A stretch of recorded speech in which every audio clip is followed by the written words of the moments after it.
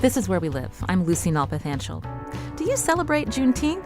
It's not a national holiday, but many African Americans commemorate the day, June 19th, 1865, when slavery officially ended in Texas. Now, how did this day come to be observed in communities nationwide?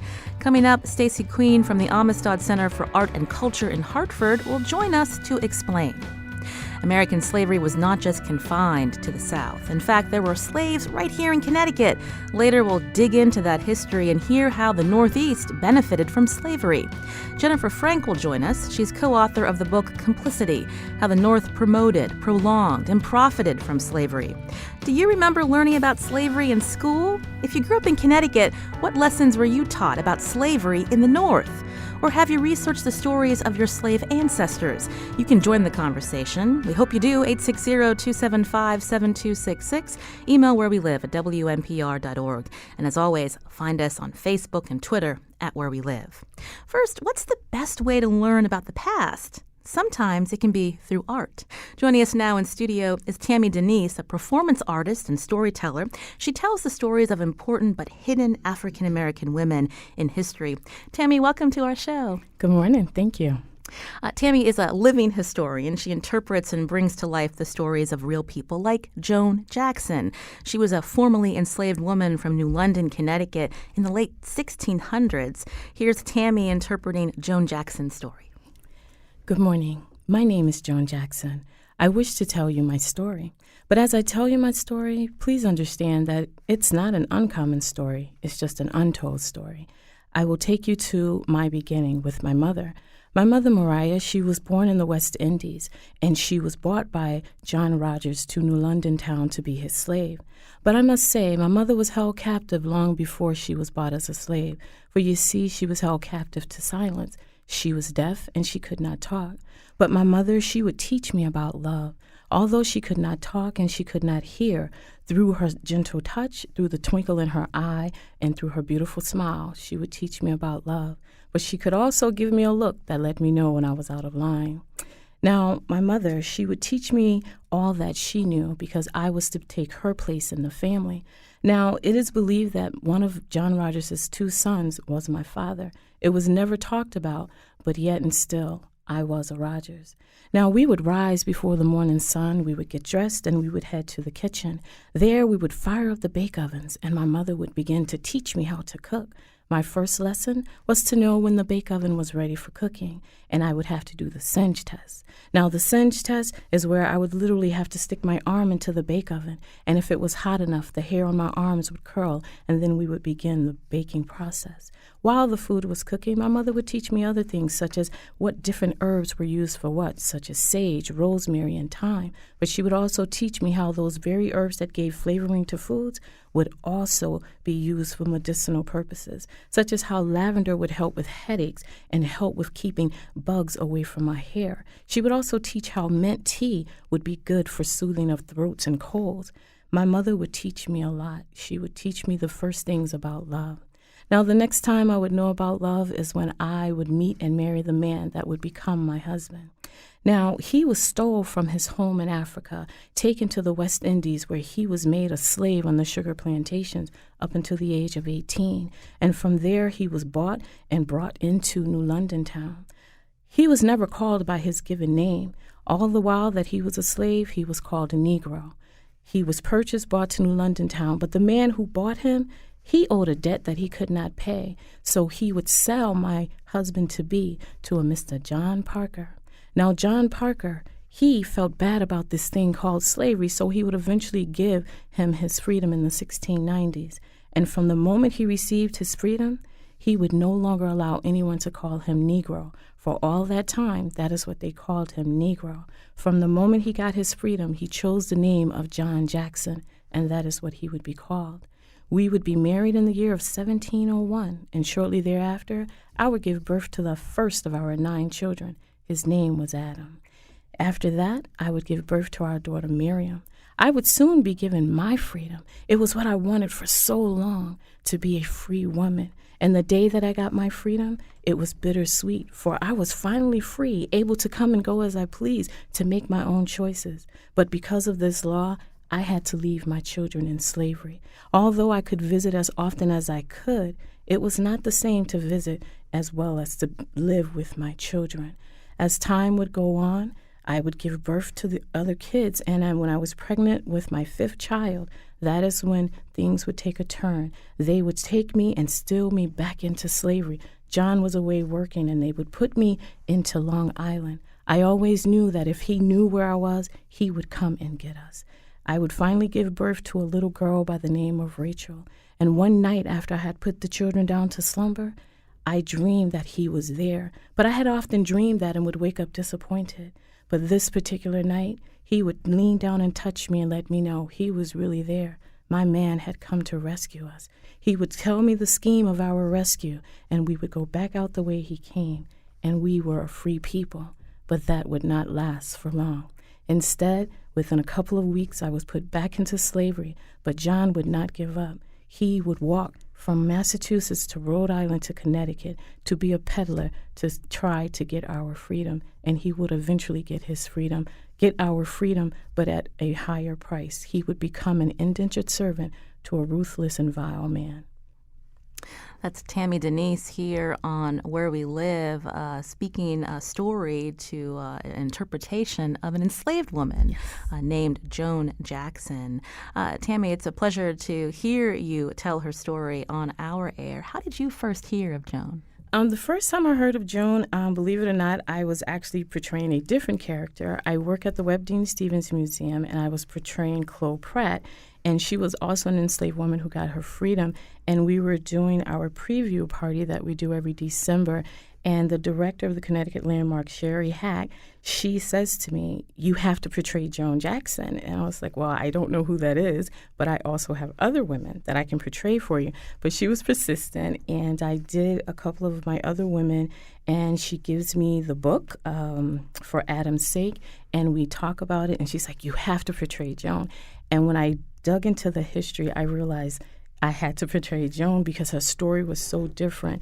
We hear a lot about slavery here. We hear about the harshness of slavery, but we never hear how people who were slaves, that they were actually whole families that were torn apart, but they were loved. And so her story was a love story.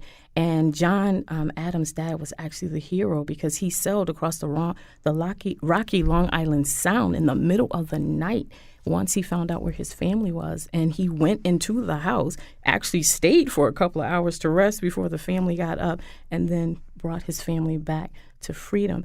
And to me, he was a superhero because you do not hear of these stories. And so this is why I wanted to tell her story, her unchained love story. How did you get into this performance art, the storytelling of real people about history that many of us have never heard before? Well, I'm originally from Mississippi, and growing up in Columbus, my great-grandmother, who was a former slave, she lived to be 125, and my grandmother, who died about 14 years ago, she lived to be 100. And they were storytellers, and so growing up with these women, history was always alive to me. And I knew it was different for me because in history class it was always numbers, facts, and figures, but I could always envision what it was like to have been around at that time. And when I moved to Connecticut as a tween and in 6th grade, they were not teaching the things that I was learning in the South.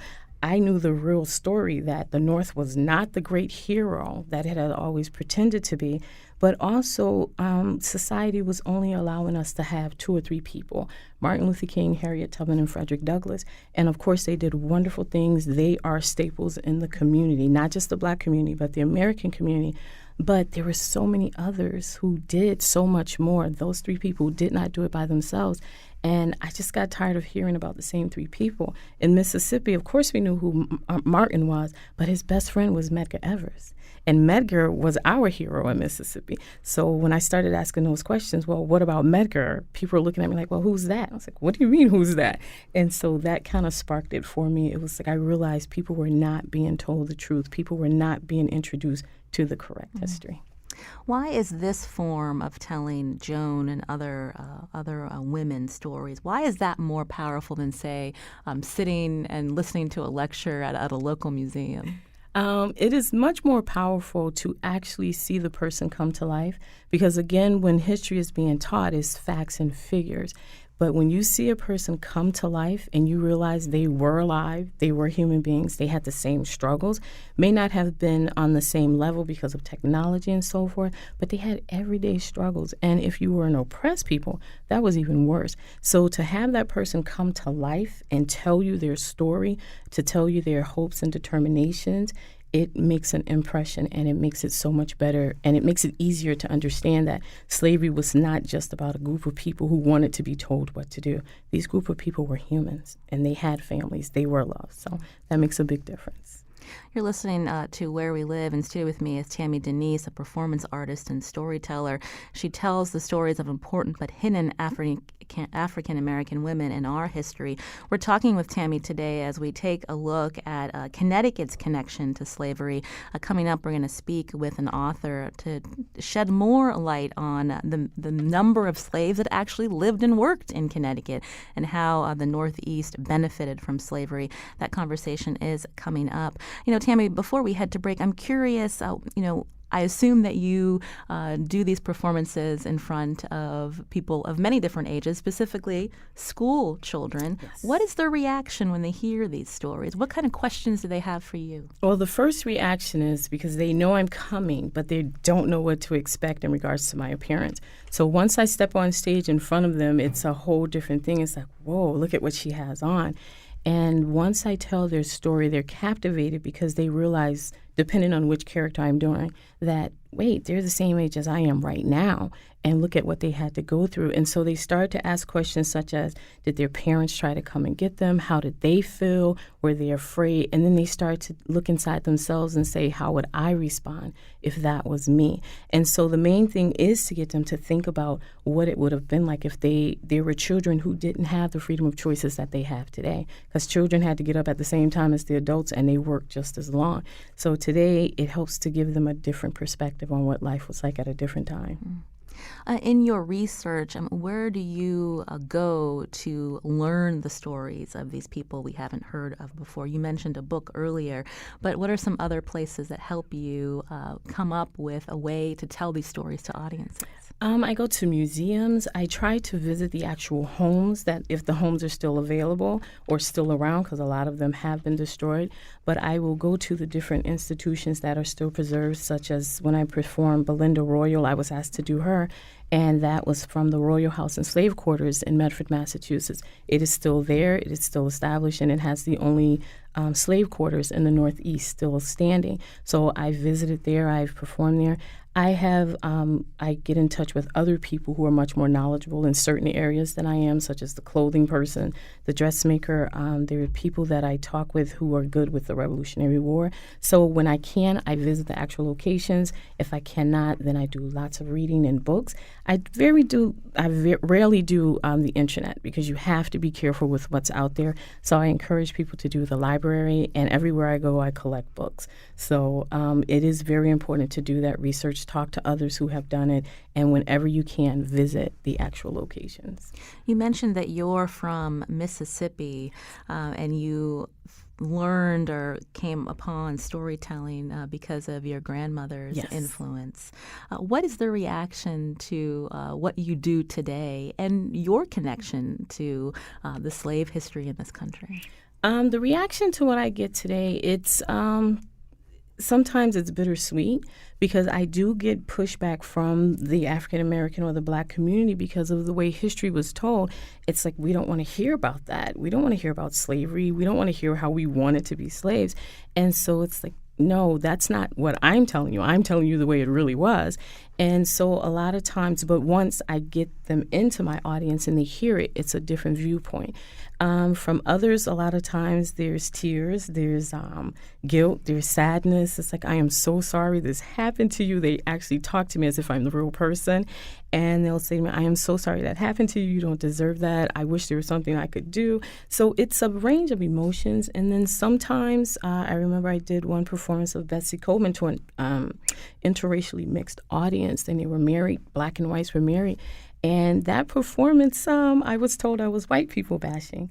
and it was speaking about the Jim Crow era, and it talked about the cruelties and everything. And when I remember speaking to the host, she calls me the next day, and she's really upset. And I'm like, well, why are you so upset? Well, my friends in the audience, they said you were white people bashing, you were this, you were that. And I said to her, I said, is it because no one really understands what the Jim Crow era was? And after we had a nice conversation, she ended up saying, you know what, well, this is an interracially mixed group of people. They have to get over themselves. It's history. So a lot of times it is scary to people to know that it really did exist and that it's not just in books from the past, that these things really happen. And a lot of the things we go through today is the result of that, of history trying to be hidden and not really being faced for what it was. What do you know about your family's history with slavery? Right now, I started the genealogy search a few years ago, which is very daunting. On my mother's paternal side, I can go all the way back to 1815. A young man by the name of Mose Gardner. He was 5 years old. He was sold from his family in South Carolina and taken into Alabama. My great-grandmother on my mother's side, she was the one who lived to be approximately 125. I was 7 years old when she died, and I don't remember everything she told me, but the one thing I remember was she told me to remember the Marian season. She would say that to me every time she saw me, and I didn't know what that meant. And it wasn't until I got older and I got more into wanting to know my history, I researched what that meant. And the Marian season that's when she got her freedom, and that meant she was between 12 and 15 because that's when he actually got married then. And she would go on to not only get her freedom, but she would become a businesswoman. She purchased 40 acres of land. She did not share a crop. The man's father who owned her, he felt so guilty that his family was in the slave business that he wanted to give her this, and she refused to take it. She bought it from him, and it took her 2 years to pay for it. She paid $80 for it, and those 40 acres of land are still in our family today. So that is my connection with her and knowing the history. And like I said, I don't remember everything, but I just remember the love that she showed us. Tammy Denise is in studio with us, performance artist and storyteller. As we look back at our history of slavery in this country, specifically, we're going to learn about the history here in Connecticut in the Northeast. This is Where We Live. I'm Lucy Nalpathanchel. Coming up, we're going to hear from Jennifer Frank, co-author of the book Complicity: How the North Promoted, Prolonged, and Profited from Slavery. Now, how much do you know about how Connecticut and the Northeast benefited from slavery? What do you remember learning in school? Join the conversation, 860-275-7266. Find us on Facebook and Twitter at Where We Live.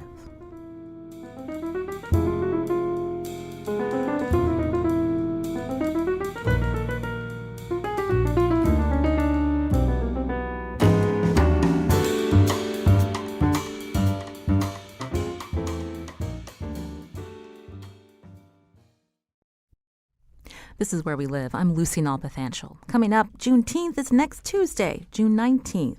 The day is celebrated by African Americans and communities nationwide. We're going to find out more about the history behind this unofficial holiday and take your questions to the number 860-275-7266. Find us on Facebook and Twitter at Where We Live. Now, did you know there were an estimated 5,000 slaves who lived and worked in Connecticut? My next guest is Jennifer Frank, co-author and editor of Complicity: How the North Promoted, Prolonged, and Profited from Slavery. Jennifer, welcome back to the show. Thanks, Lucy. Also in studio with us is Tammy Denise, performance artist and storyteller. But Jennifer, I wanted to learn a little bit about the backstory, so to speak, on how you ended up working on this book, Complicity. You had a long career at the Hartford Courant, and there was some reporting that was done. Tell us about that. Right, Lucy. A couple of years before that, there was a story that came across the wires that said Aetna was apologizing for having insured slaves before the Civil War. And this was surprising. It was unbelievable, and I put it on page one, and it caused quite a ruckus. We got calls from across the world. I remember talking to a reporter from Scotland, and it was a big deal. After that, some reporters from the Courant, which is famously the longest continuously published newspaper, blah blah blah, in America. So they started looking into, did the current possibly profit from slavery. And, oh yes, the Current ran runaway slave ads for a long time. We were able to find copies of these ads. That went on page one. It ended up with someone from the Current apologizing for doing that. But really, the ball started rolling then. And there was a lot going on in the news, and the word reparations kept coming up.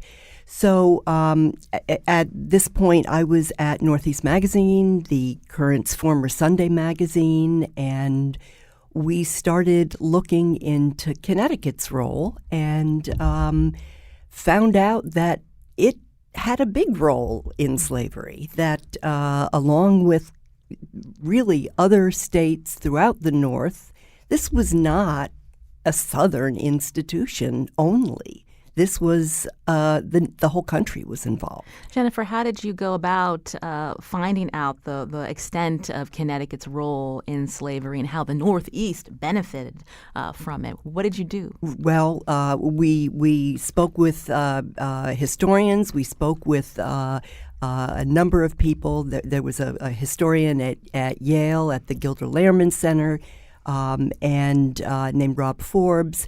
And just one thing followed another, Lucy, and it turned out that the reality in our state, we thought we knew Connecticut, and we didn't. We didn't understand at all. And as you had mentioned, we looked at census reports, and at its height, there were 5,100 slaves in this state. There were slaves throughout the Northeast, throughout New England and the Northeast. And it wasn't generally the plantation-style slavery that you had in the South, really in large part because of geography. We don't have the land, but a lot of the most prominent citizens owned slaves. They were house servants. They helped, as Tammy was saying, Adam, who worked in New London for decades, helped on the farm, helped, it was, people needed help. And you can't get a better price than free. And that's what happened.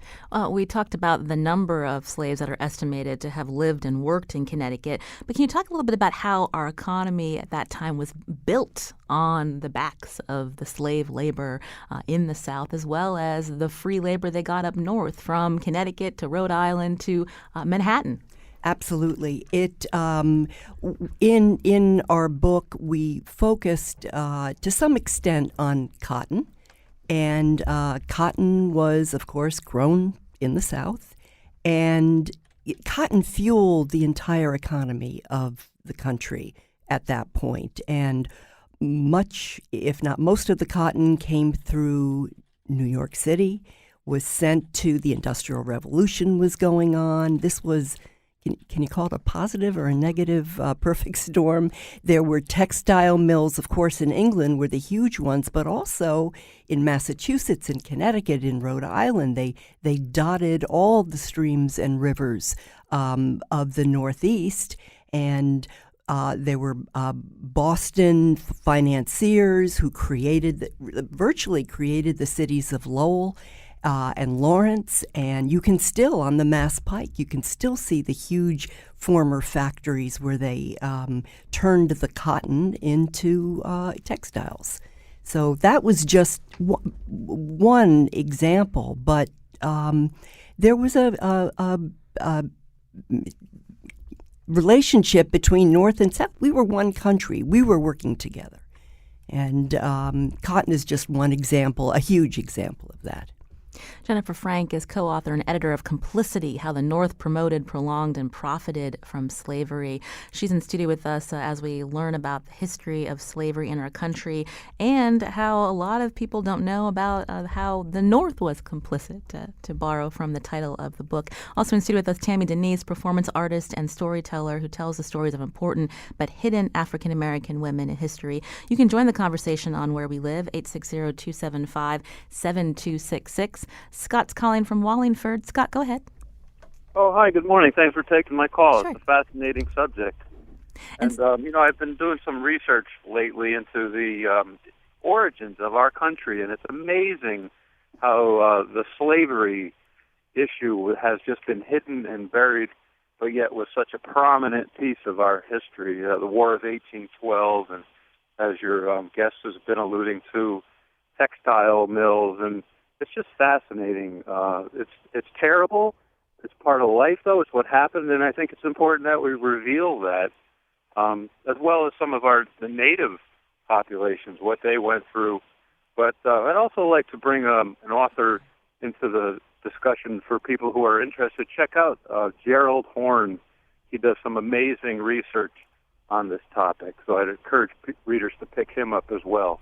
Scott, thank you for that recommendation. I do want to ask you before we let you go, what prompted you to start looking into this? Well, I'm interested in the obscurity of the origins of our country, and delving into it, you can't help but be exposed to the slavery issue because it's such a prominent role of the origins of our country, back from the discovery of it to the colonization and right into the industrialization. So it's very prominent, and you can't help but come across it if you're digging deep into history. Well, thank you, Scott, for your call. Alex is calling from Cheshire. Alex, go ahead with your question or comment. Hey, how's it going? Well, I just wanted to comment on how profound it is to really hear the stories of the people who have gone through something like that. I remember going through middle school and high school and learning about slavery and segregation and not really feeling a connection to it. But then in my adult life reading I Know Why the Caged Bird Sings by Maya Angelou, and having heard her personal experience of what segregation was like and what it was like growing up in the South in the time that she did, really put it really gave you a connection to it. It really made you realize that there are people behind these stories. Well, thank you for your call. Tammy, do you want to respond? Because, again, you're telling these stories by performing them, interpreting what these formerly enslaved people dealt with back in a time where many of us don't remember that history. So just tell me what your reaction is to hearing what our callers are saying, but also what some of the comments are from people who might be the first time they've heard about this. Well, like the last caller just said, it validates what I was saying, that when you bring it to life, it helps people to make that connection. It is no longer just in the distant past. Suddenly the past, the present, and the future are tied together when that person comes to life, and you can see and understand what their struggles were and what they went through. It's been some time since your book first came out, Jennifer Frank, but again, it's something that I think a lot of people are interested in once they pick up the book to learn this history. What are you seeing today in 2018 and how communities in Connecticut or elsewhere are starting to embrace that history and wanting it to come to light? I know there's a project called Witness Stones in Guilford as one example. Which is wonderful, and it's just one example. It was started about a year and a half ago by a middle school social studies teacher there, and it's now spreading. There are to be a workshop this summer involving teachers in Middletown and West Hartford. And what the project does is it helps teachers with a curriculum so that middle school students can learn how to go through probate records and learn about individuals and what they went through, that they were property. I think it hits these kids between the eyes that when they see people listed next to cattle and other belongings, and the kids do reports. And in Guilford, they've been putting what they call witness stones and through a ceremony in prominent places in the town. And as I said, these two other larger school systems are going to start doing it. And I would hope it would spread, that this really would wake kids up and their families to these people lived here among us, and they helped create our communities, and they've been anonymous up to now. You can join our conversation, 860-275-7266. The town historian in West Hartford's actually on the phone now, Tracy Wilson. Tracy, welcome to the show. Thank you, Lucy. Thanks for having me. We were just talking about Witness Stones. This is actually a project that West Hartford has embarked on. Tell us what you found. Well, we just did a pilot program at Conard High School where we studied two particular men who were enslaved in the 1750s. And doing research for this program, we found that there are over 30 people that we know were enslaved in West Hartford attached to an owner. And then we have mention of probably 20 other people who are categorized as Negro, or they're listed with just one name, signifying that they were probably at some point not free. And it's just been an incredible exploration. I think part of the other thing that's so interesting about this is that we often think about slavery being in the 19th century, and as teachers, we teach about it as events leading to the Civil War. And here in West Hartford, we have records of enslaved people from 1738 to 1827. So it's much more of an 18th century phenomenon here in New England, but still very prominent and really surprising to students, too. And when you mentioned that there were 40 people that were owned, 40 slaves in West Hartford, who was the slave owner? What do you know about that person? Well, the ones that that the students just studied were George, who was owned by Timothy Goodman, and in West Hartford Center there is a green in front of the church, the Congregational Church, called Goodman Green. He was the one who gave that land to the town, so he's held up as a great founding father of the town, and further research has made this more complicated by thinking about the fact that he owned a man, probably got him when he was in his 20s. He did become part of the church, though not a member. And so the students wrote about him within the context of his times. Even though we didn't know a lot about him, they could kind of recreate a story. And the other man that they looked at was a man named Jude, who was owned by a man named Stephen Cedric, who owned lots of land in what was West Hartford and Farmington. And we have, as Jen was saying, from the Hartford Courant, a runaway ad showing that Jude ran away in August of 1774 with a description of him and what he carried with him and the fact that he had a forged pass, which gives students this idea that there is some agency here, too, which I think Denise was talking about as well. So. Well, Tracy, thank you so much for your call and letting us know about West Hartford embarking on the Witness Stones project. We'll tweet out a link to our previous show about that project and how it started in Guilford. But thank you for calling in. Jennifer Frank, who's here, who's the co-author of Complicity, How the North Promoted, Prolonged, and Profited from Slavery. We talked earlier about the connection to cotton from the influence from what was coming up from the South and how northern cities benefited and helped pass through. But what are some of the other industries that benefited from slavery in the Northeast? Well, Connecticut's nickname was the provisioning state, and Tammy had mentioned about people working in the sugar fields in the West Indies.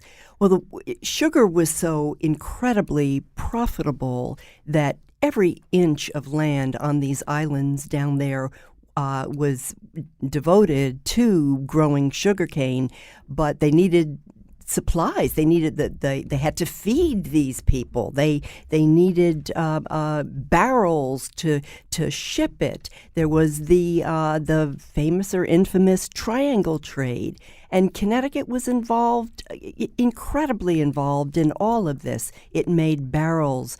Weathersfield today is its symbol is the red onion, and they would send those down to the West Indies, and we would send horses, and people made a good living up here, and by helping feed the millions of slaves there over so many years. And very famously, as my co-author Ann Farrow wrote about, we've got Ivoryton, Connecticut. And gee, why is that called Ivoryton? Well, ivory was a huge commodity back then. Pianos were just piano and billiard balls.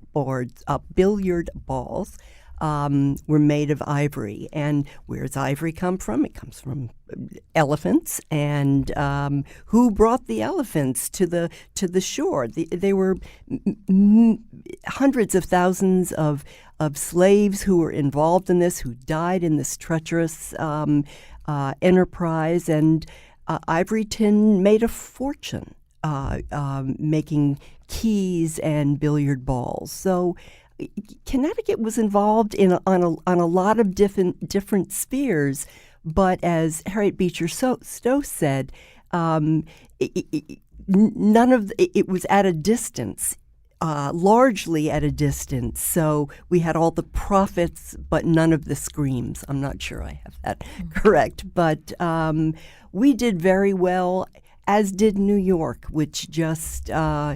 New York was so involved in the cotton trade that when the southern states started to secede from the Union, the mayor of New York suggested publicly that New York secede as well because it was so dependent on the trade.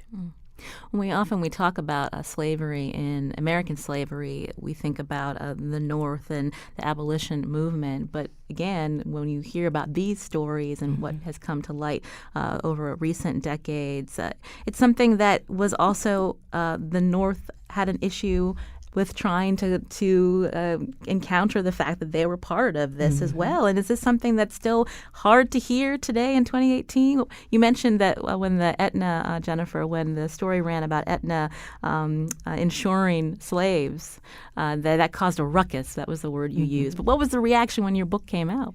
Well, it was generally extremely positive, and a lot of people were interested. It's interesting, though, that when we would go and talk to people and talk to schools, a lot of pushback, like Tammy mentioned, and a lot of people saying, well, when this was going on, my relatives were in Ireland or England or wherever, so they had nothing to do with it. But in fact, those ancestors came to a country that was built up on the backs of free labor, and if they're white, they profited indirectly from it. And it's not a blame game. It's right. You've got to understand who we are and where we're from. And that's what we were trying to do in the book, and that's what people like Tammy are trying to explain. And it's vital. We just can't move on and be a healthy society without this. Exactly. Tammy, you mentioned the questions that school children have for you, and they hear your interpretations, again, of enslaved people who lived in Connecticut. Is that still a question you get today from white audiences that are still surprised by the North's past? Oh, I get that from white and black audiences. When working with the students at the New London school system, I work with the Hempstead houses there. And a lot of times when you talk to the kids about it, they are surprised that there was slavery here in Connecticut. But also, on the other hand, when I talk with older ones, when I do performances for them, especially those who have grown up here in Connecticut, I did a slavery tour at the Webb Museum, and the majority of the individuals that was on the tour, they were seniors. And at the end of the tour, everyone was like, I grew up here. This was my home. I had no idea there were slaves in Connecticut. And they were really shocked.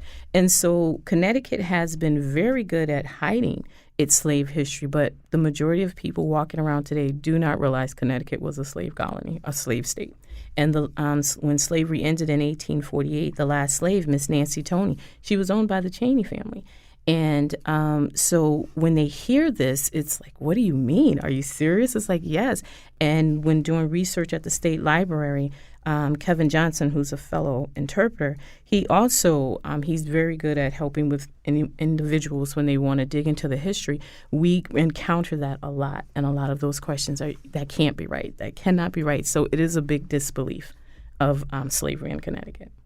Tammy Denise is a performance artist and storyteller. She tells the stories of important but hidden African American women in history. We heard a little bit about Joan Jackson at the start of the show.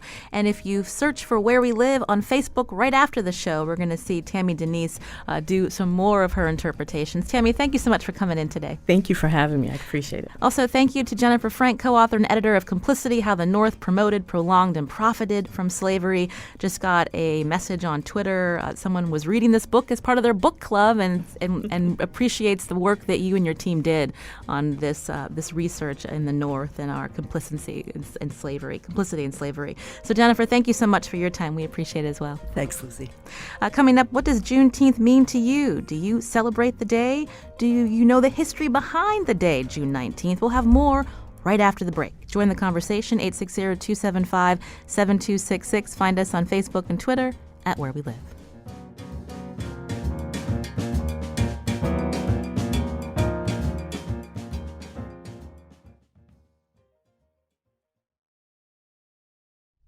This is Where We Live. I'm Lucy Nalpathanchel.